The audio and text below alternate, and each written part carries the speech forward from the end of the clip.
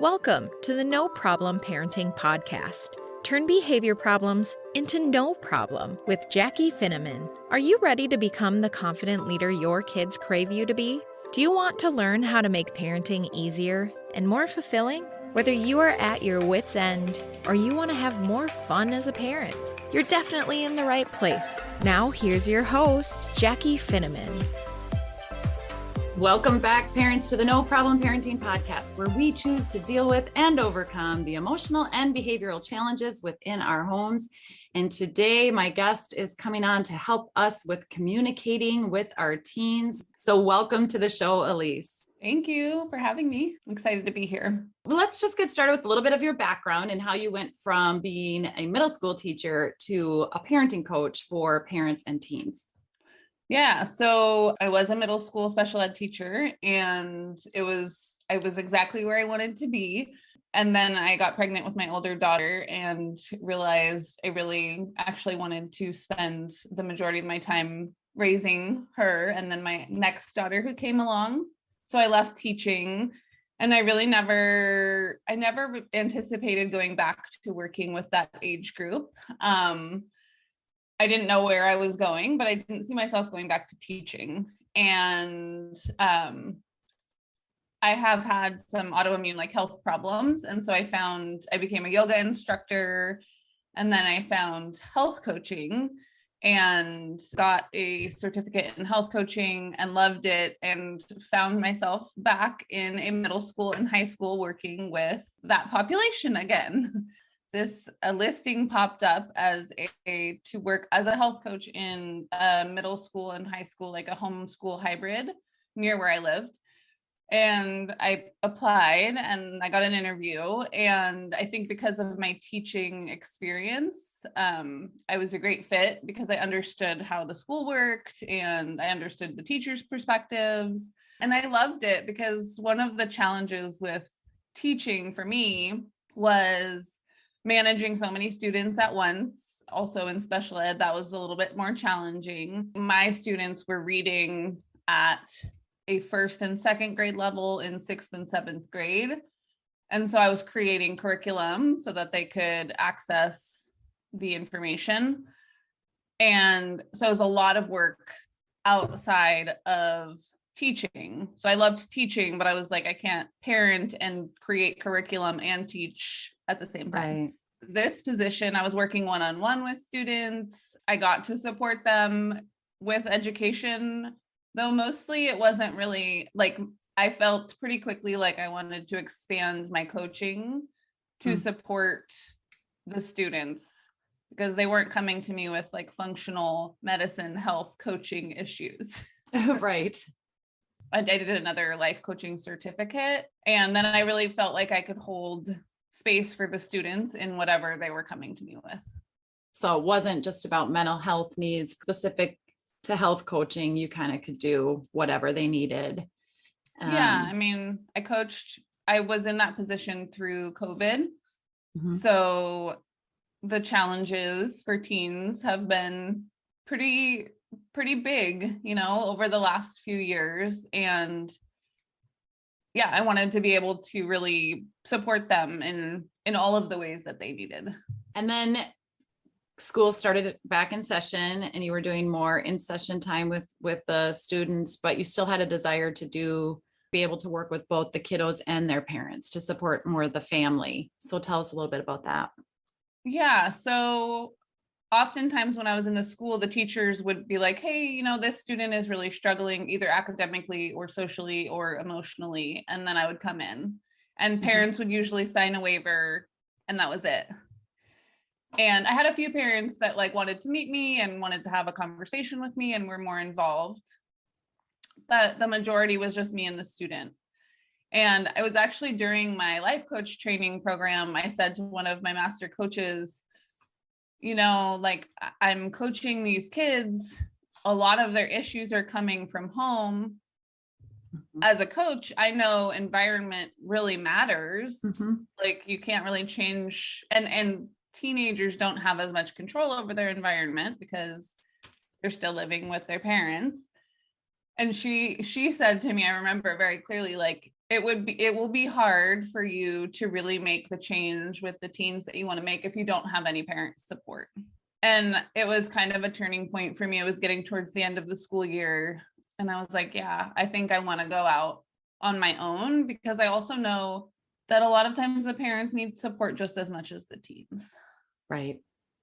And that would have been outside of my scope of practice as a coach for teenagers for students of the school. So now you're coaching parents and teens together and or separate, but then you're able to communicate with both. What does your coaching look like now?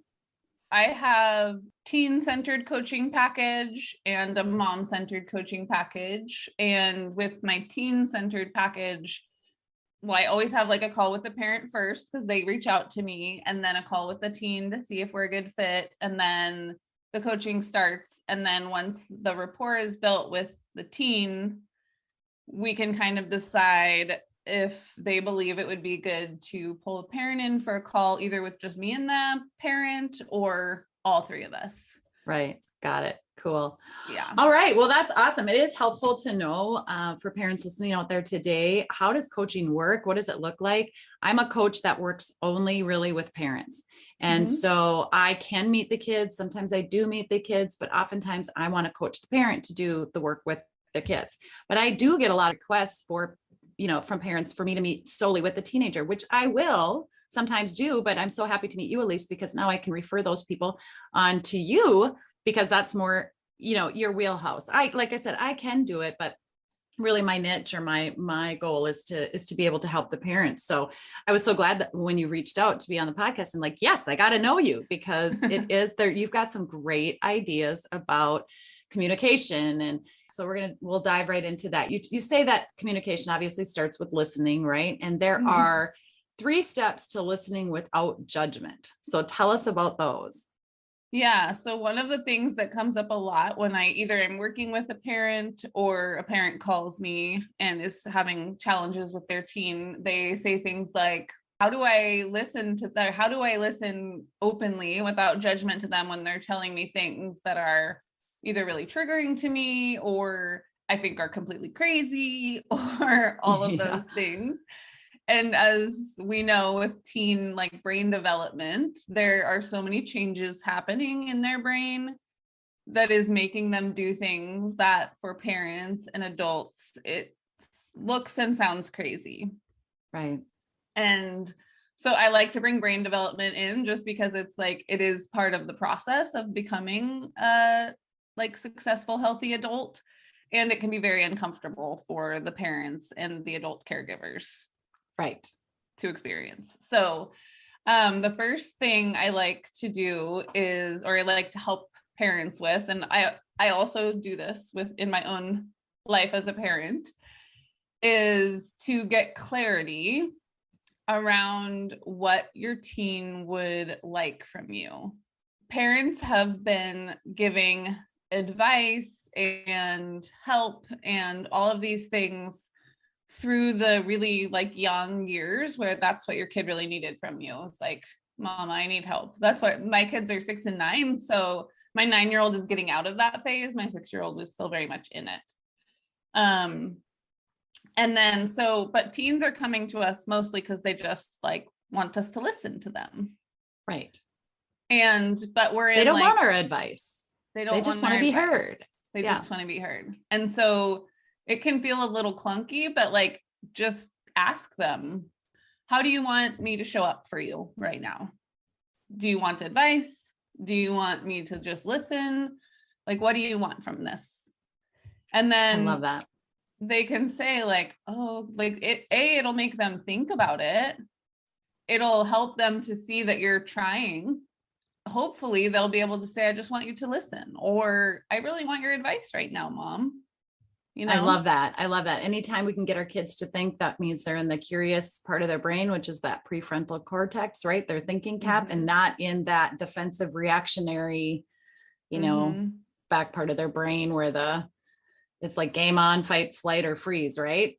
Yes. Yeah. Right. And that like is so important, because anytime you can ask a question so that you have some time to compose yourself if it's something that is triggering and it does put the ball back in their court, to use their thinking brain.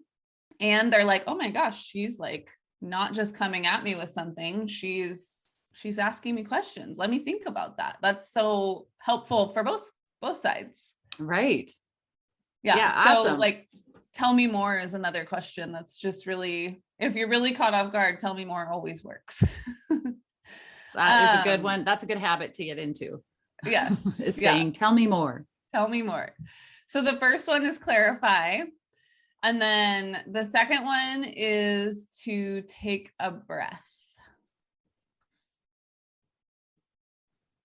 So the nervous system is also part of my training and my coaching, and something that I use for myself often. And breathing is the easiest way, I think, and the most, like, without showing what you're doing, the best way to calm your nervous system.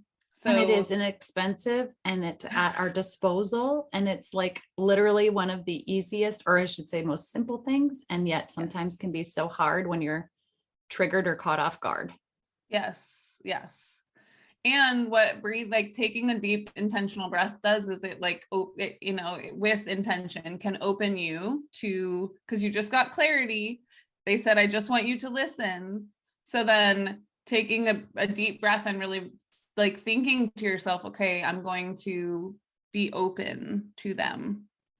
Because if they say, I want you to listen, and we're like, okay, fine, and you're all tensed and clenched up and like, hurry it up. And, Yeah. So really with like taking a breath. So the second one is breath with the intention of being open.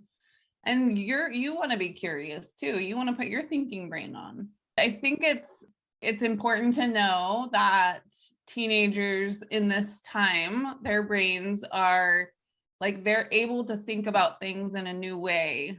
And so they're going to have ideas that are different than maybe the ideas that you instilled in them. And they're going to start testing things out.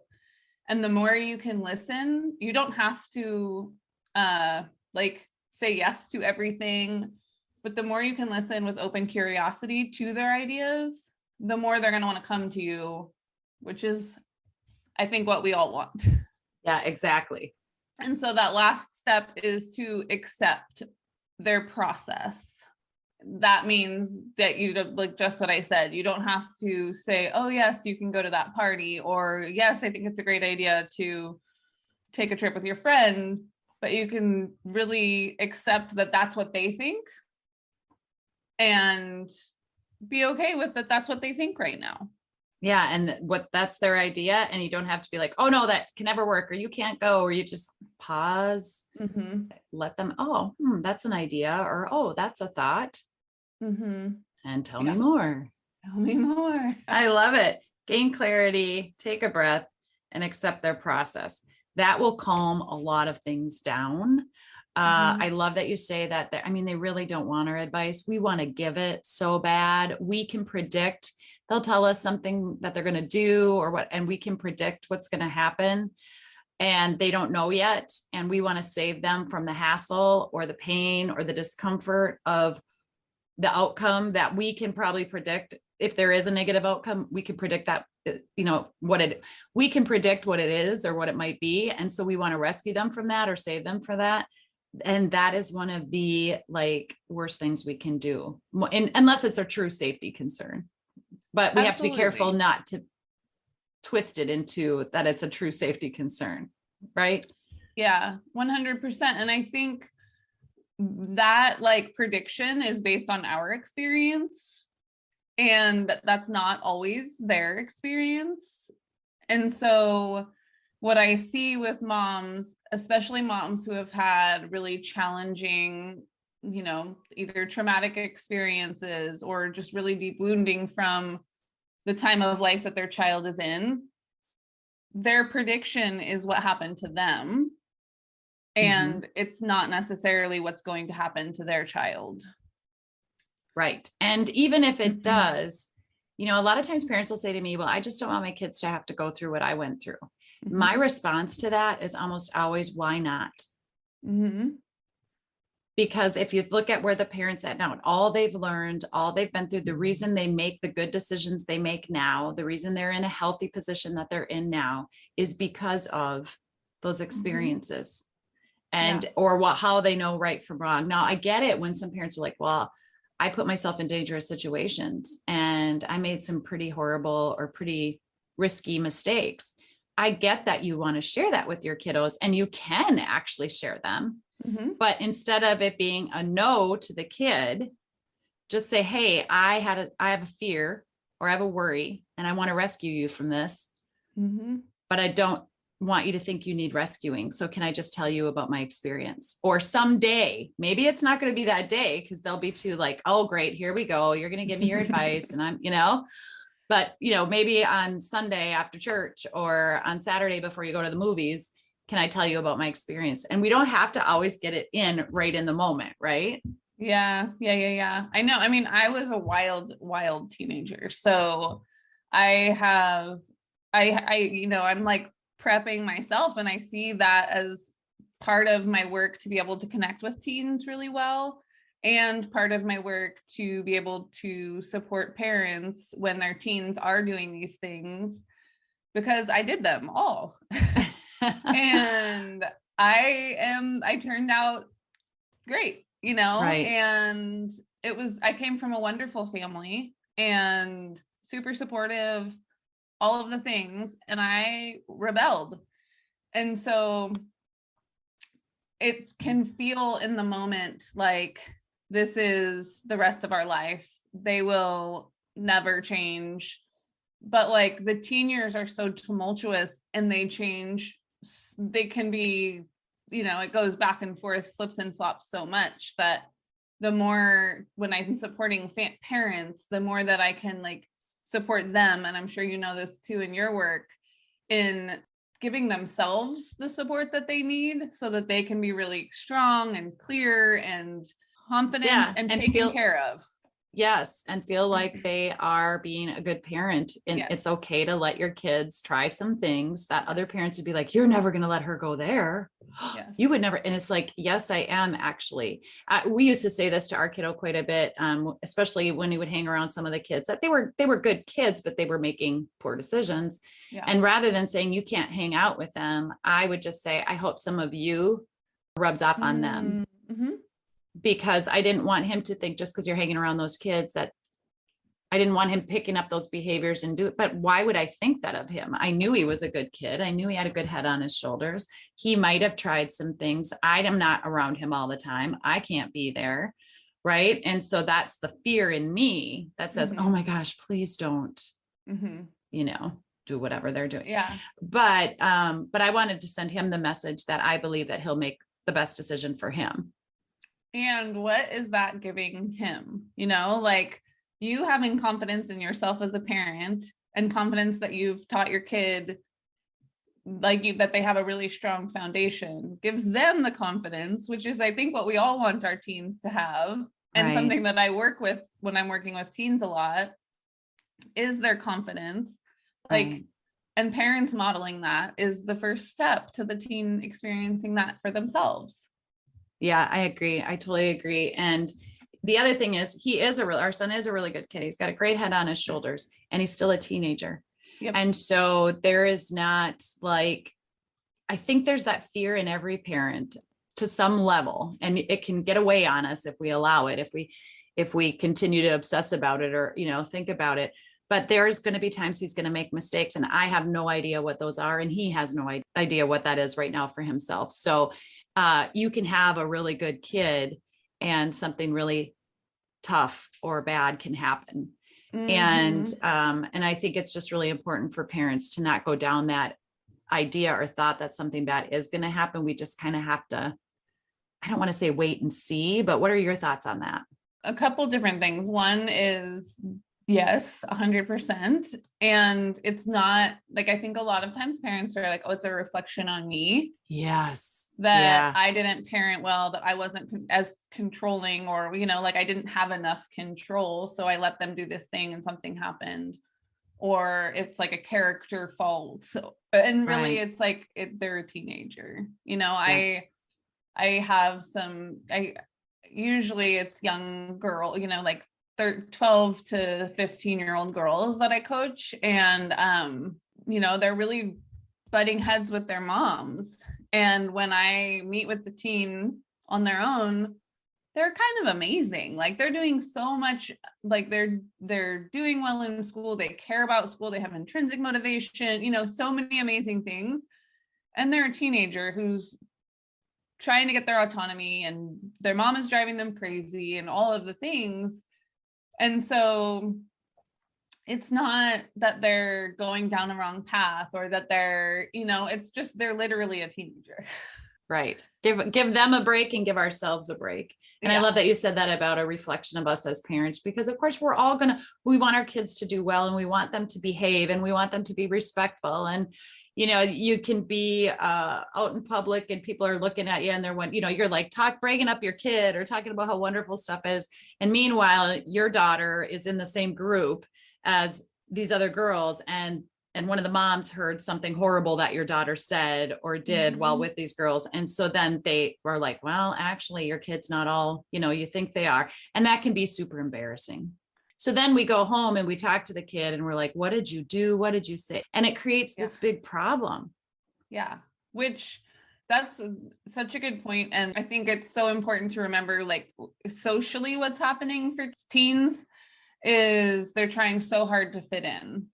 And so what your teen may do in their friend circle and how they may act, and I know this was like 100% the case for me, is not who the person that you know them to be.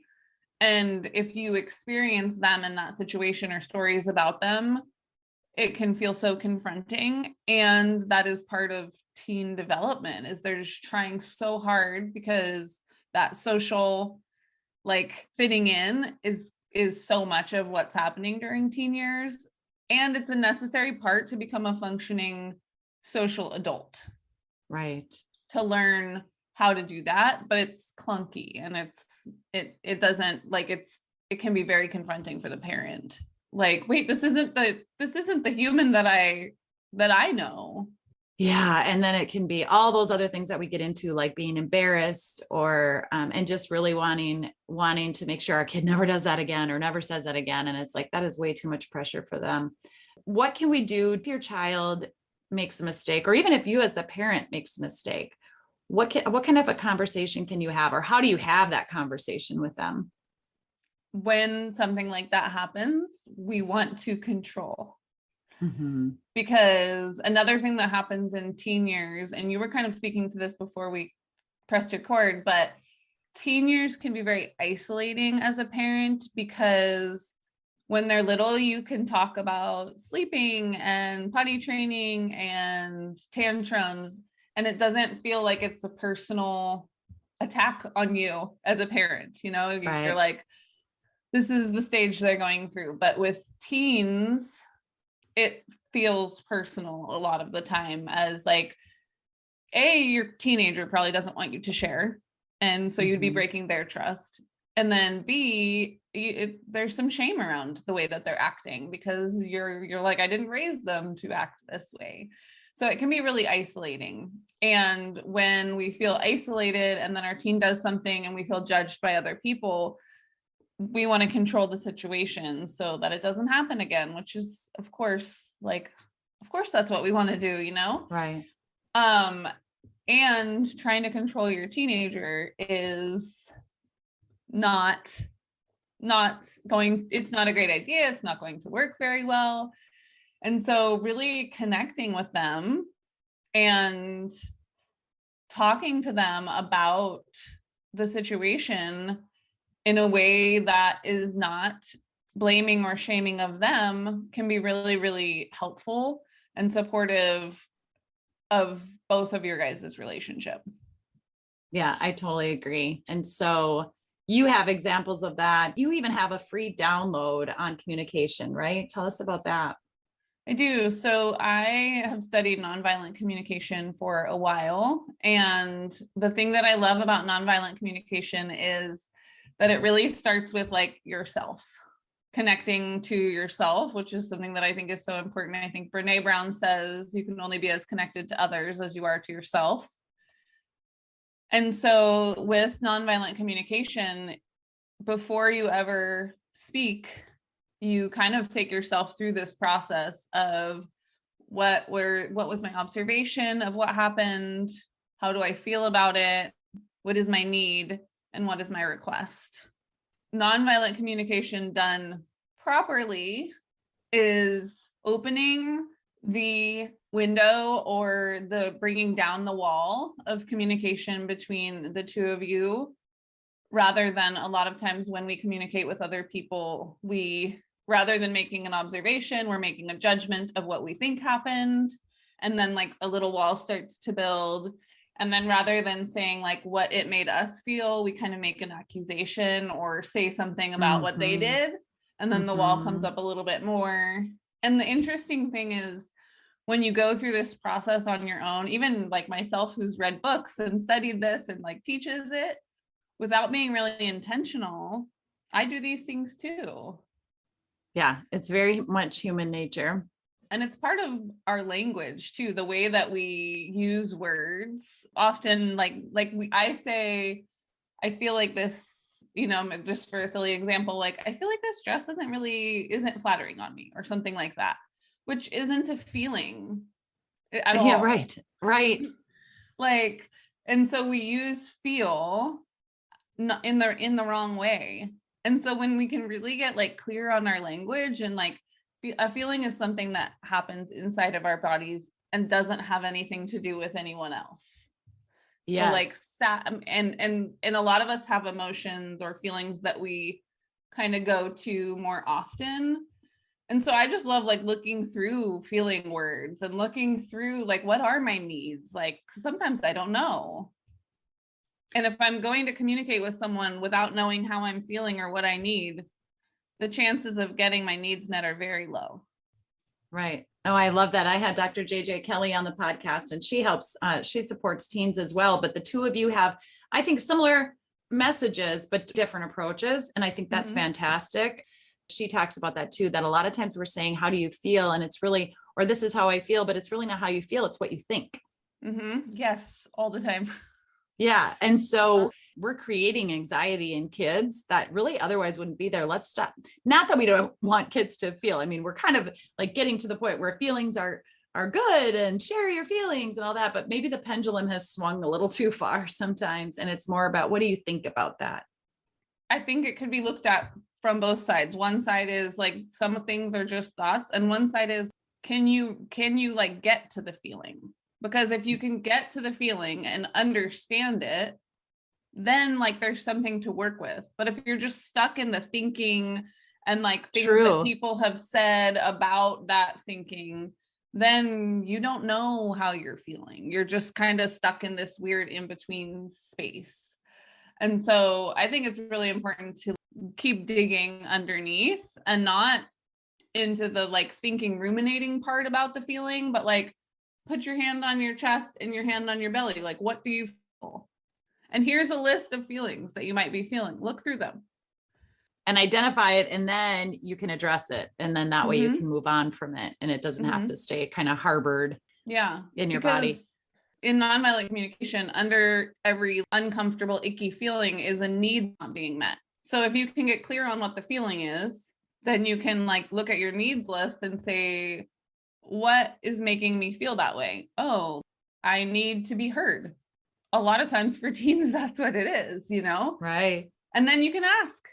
And hopefully you have someone in your life, whether that's a friend or a parent or a coach or a therapist, who can hear that and do that for you. So once you've identified the need, that's super awesome, right? We can get to the need. What do I actually need? And it doesn't have to be defensive then, and it doesn't have to be about control or any of that stuff. But then how do you differentiate between a need and a strategy? So the strategy is the way that you're getting your need met. A personal example, as a mom, I have been I've been in the muck all day. I've made lunch, I've made dinner, I've done this, I've washed all the dishes. I need to go to a yoga class, deal with the kids.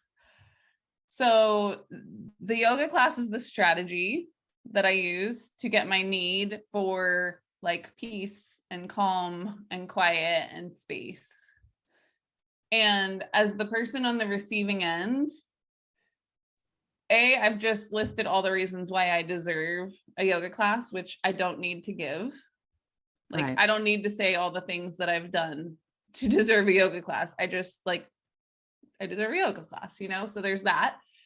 And then if I can say to my husband or my teen, if I'm talking to my teen, I have a need for peace, quiet, and calm. Needs are universal. So people can understand you on a needs level. Mm-hmm. The strategy, like my husband likes to run. And so his strategy when he needs those things is to go for a run. And so like my husband and I communicate well. So I know that's what he like, you know, I know that about him and he knows that about me. But if I could just say my true need, he would just understand because he knows like what those, he has needs like that sometimes too. I like that. So it's instead of saying I need to go to yoga, it's I need some peace, quiet, and calm. And so I'm going to yoga. Mhm. So you're saying the need and then the strategy. So with teens, it can be I need to feel accepted, included, or that I belong, or I'm a part of something. Yeah, belonging. And my for strategy sure. for that, mom, is I need to go to my friend's house. Yes. And mom's Yeah. going to be like, well, I can do all those things for you. You can get that right here. You know, it's like, mom, my strategy is that my friends, Yes. being with my friends is going to help me meet that need. Yeah. So it's funny. My daughter, my 9-year-old, is really entering into, you know, pre-adolescence, I guess. And this summer, it's all about friends rather than being like, oh my gosh, like she doesn't, like, I don't give her what she needs anymore. That's like, so, or, you know, being grumpy that all she wants to do, that she's always talking about them and all of the, and she's like starting to pull away from her little sister. I'm like, ooh, you know, her needs are really changing right now. And I want to support that and have clear boundaries. And like, I'm not, yes, anytime you want to go to a friend's, but I'm like, oh, how can we make this happen a healthy amount for her and her friends this summer? And not take it personally. No. And not put a bunch of stipulations on what she's all got to do to be able to get that need. And what I like about this too, is it's the need for the kid, but it's also the need for the parent. And a lot of times I'm coaching parents on what are you doing in your life outside of being a parent? 100%. Because your kids are going to grow and they are going to leave at some point. So any tips, you talk about your daughter kind of going through that pre-adolescence, any tips for what we can, other parents who are not quite at the teenage years, but what kinds of things can they do? Can they implement so that the teenage years go more smoothly?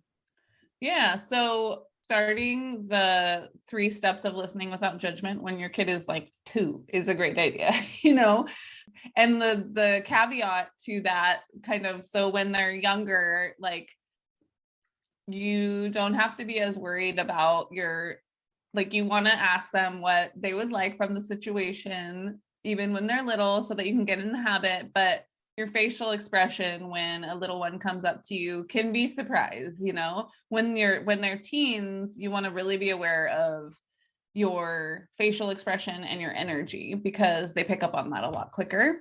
But all of the things that we've talked about are things that you can start implementing when they're little, so that, because if you haven't done these things and been really intentional, and then all of a sudden when they're like starting to push, you start to implement these new things, it's going to be harder.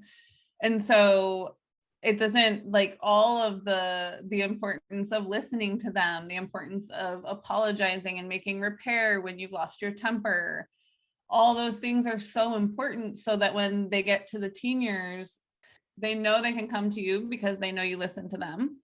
You ask them questions and you're curious. You don't shut them down. They've watched you model repair so that they can do that with you, and they know that you will do that with them when you lose your temper, when something big happens.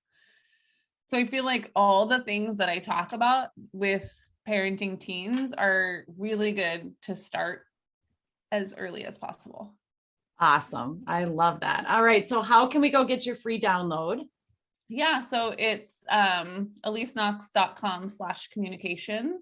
All right, I'm going to put that one in the show notes. And then how can people reach out to you to learn more about you and to see if their teen is a good fit to work with you and if they are? Yeah, so I am on Instagram at Elise Knox Connection Coach. And then my website is eliseknox.com, and you can just do like a 30-minute connection call to see if we're a good fit and see like what I'm all about on those two places. By now, my listeners are catching on to this coaching gig. So a lot of times, if you're not sure your child needs therapy and you're like, is it therapy or a coach? One of the really cool things that with coaching is almost every coach will give you a 30-minute free call to get to know you. Whereas with therapy, you get on a waiting list, and I'm not downing therapy. Therapy is great.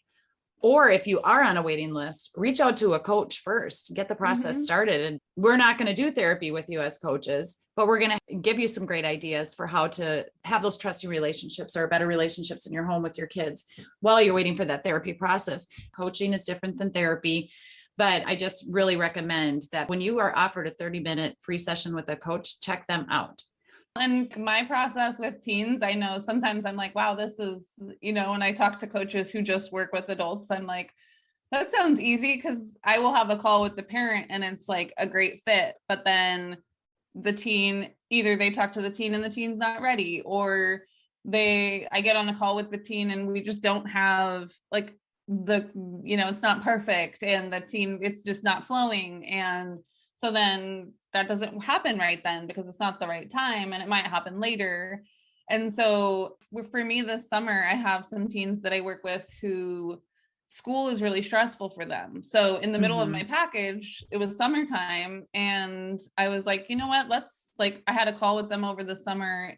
They were doing great. The stress was gone. I was like, let's just take a break and come back at the end of summer, right before school starts, to have like a pep talk kind of a coaching session. Yes, right. And because like my goal is to support the teens and the families in whatever way works for them, Yes. You can take breaks when you're in a coaching program, even if it says 3 months or 5 months.